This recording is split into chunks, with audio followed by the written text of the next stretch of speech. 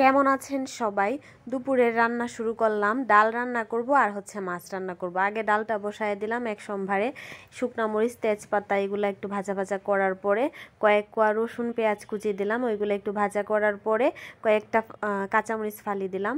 দেওয়ার পরে তারপর মুসুরির ডালটা দিলাম। এখন একটু হলুদের গুঁড়া আর লবণ দিয়া আরও একটু নাড়াচাড়া কইরা এখন আমি জল দিয়ে দিলাম।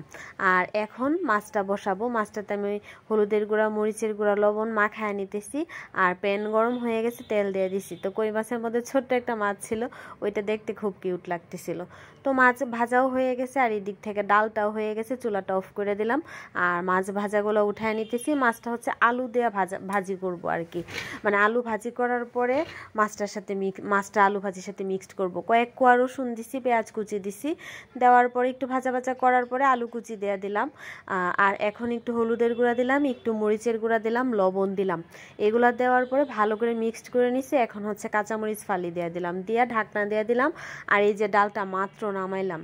আগে যে আলু ভাজিটা বসাইতেছিলাম, এর জন্য ডালটা নামাইতে পারি নাই। এখন ডালটা নামাইলাম আর আলু ভাজিটা হয়ে গেছে। আলুটা সুন্দর সিদ্ধ হয়েছে, লাল লাল করে ভাজি হয়েছে। ভাজিটা হওয়ার পরে মাছগুলাও দিয়ে দিলাম। মাছগুলা দিয়ে আর একটু আলুটার সাথে মিক্সড করলাম।